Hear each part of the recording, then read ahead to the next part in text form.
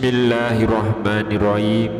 Assalamualaikum warahmatullahi wabarakatuh. Alhamdulillahirabbil alamin. Wassalatu wassalamu ala asrofil anbiya'i wal mursalin, nabiyyina wa habibina Muhammadin wa ala alihi wa sahbihi ajmain wa man tabi'ahum bi ihsanin ila yaumiddin. Allahumma sholli ala sayyidina Muhammad wa ala ali sayyidina Muhammad. Harapan dan doa saya semoga saudaraku semuanya selalu diberikan kesehatan, dilapangkan rezekinya, diampuni dosa-dosanya, dipanjangkan umurnya, dan semoga kita tidak mati kecuali mati dengan beriman dalam Islam. Dan sempatkanlah menuliskan sholawat di kolom komentar. Insya Allah bisa menjadi bukti cinta kita kepada Rasulullah Muhammad sallallahu alaihi wasallam. Semoga syafaat beliau bisa kita peroleh di akhirat kelak. Amin ya rabbal alamin. Sahabat beriman yang dirahmati Allah, di antara orang Islam yang akan masuk surga, ada di antara mereka yang akan langsung masuk ke dalam surga, namun ada pula yang harus menunggu lama, serta ada juga yang harus singgah dulu ke neraka. Jika kita disuruh memilih, maka pastinya kita akan menginginkan atau memilih masuk surga tanpa menunggu terlebih dahulu, atau tanpa harus singgah ke neraka dahulu dan bisa langsung masuk ke surga tanpa dihisab apalagi diazab. Lantas bagaimanakah caranya? Maka berikut ini akan kami paparkan 12 amalan untuk masuk surga tanpa melewati periode hisab terlebih dahulu, insya Allah. Silahkan tonton video ini hingga selesai supaya semua informasi yang kami sampaikan bisa diterima secara lengkap, supaya tidak gagal paham, insya Allah. Sahabat yang dirahmati Allah, amalan pertama untuk masuk surga tanpa dihisab adalah bertauhid. Keutamaan dari belajar tentang tauhid ini, karena inilah ilmu yang paling agung, kewajiban yang paling wajib, dan perintah Allah yang paling utama. Oleh karena itulah keistimewaan yang diperoleh bagi para al-muwahhidin, yaitu orang-orang yang mentauhidkan Allah, sangat banyak dan juga memiliki keistimewaan yang sangat besar. Dan puncak keutamaan yang dianugerahkan kepada para ahli tauhid adalah mendapatkan kesempatan masuk surga tanpa dihisab dan diazab. Yang kedua adalah orang yang bertawakal hanya kepada Allah.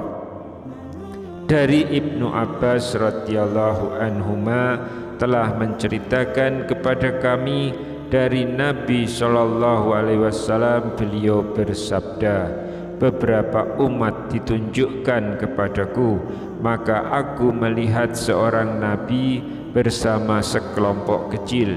Ada lagi nabi yang disertai seseorang atau dua orang, dan ada pula nabi yang tidak disertai seorang pun.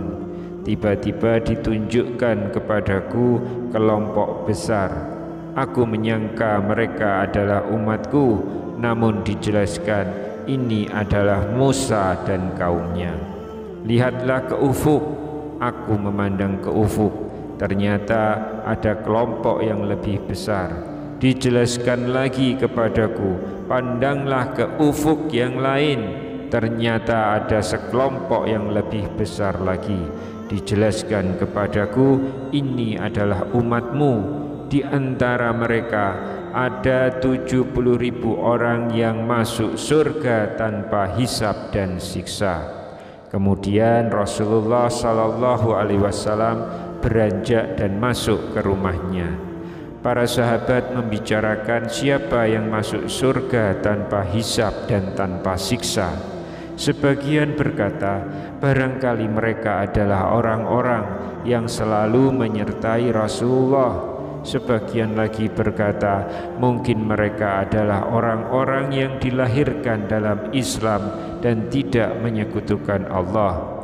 Ketika Rasulullah keluar, beliau bertanya, apa yang kalian bicarakan?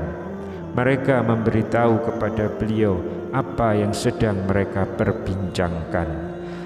Lalu Rasulullah sallallahu alaihi wasallam bersabda, mereka adalah orang-orang yang tidak meminta untuk diruqyah, tidak bertatayur, dan hanya kepada Rabb mereka bertawakal. Hadis riwayat Muslim. Yang ketiga adalah orang yang meninggal dalam keadaan bertaubat. Dalam sebuah hadis meriwayatkan, sesungguhnya amalan itu hanya berdasarkan penutupnya. Hadis riwayat Bukhari. Oleh sebab itu, selalu panjatkan doa untuk diwafatkan dalam iman Islam, sehingga kapanpun kita meninggal akan selalu dalam keadaan bertaubat. Yang keempat adalah orang yang bersih dari dosa syirik, bid'ah dan maksiat. Yang dimaksud dengan bersih dari dosa di sini adalah seorang hamba mukmin yang meninggal dalam keadaan sudah bertaubat dari seluruh dosa atau dosa-dosanya sudah terampunkan karena pelebur atau mukaffirat dosa. Yang kelima adalah orang yang jauh dari syirik besar maupun kecil. Syekh Shalih Al-Fauzan hafizahullah menjelaskan tentang as-sabiqun bil khairat atau orang-orang yang bersegera dalam kebaikan melalui kitabnya I'natul Mustafid, bahwa mereka adalah orang-orang yang selamat dari syirik besar maupun kecil. Mereka meninggalkan hal-hal yang haram dan juga makruh, bahkan mereka juga meninggalkan sebagian hal yang mubah bahkan yang halal.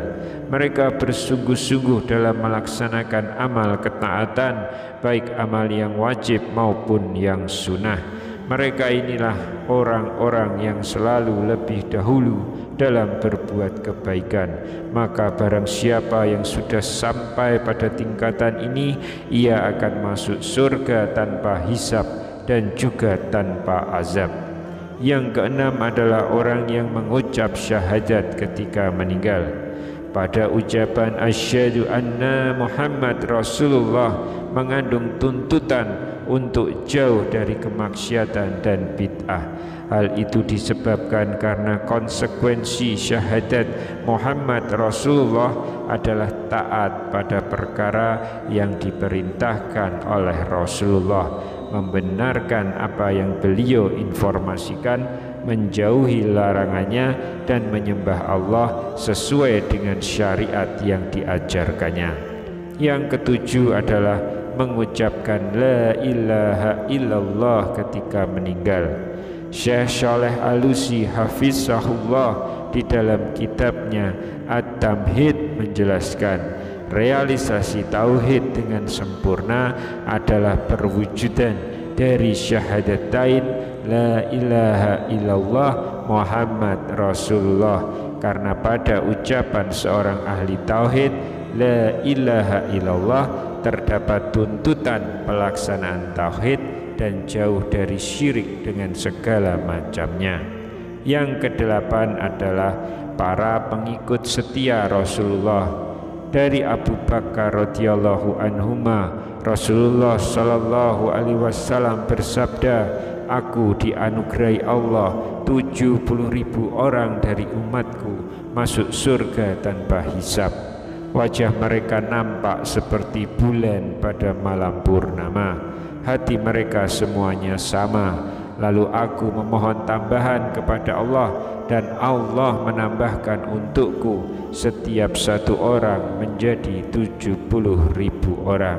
Hadis riwayat Ahmad dengan sanad yang sahih.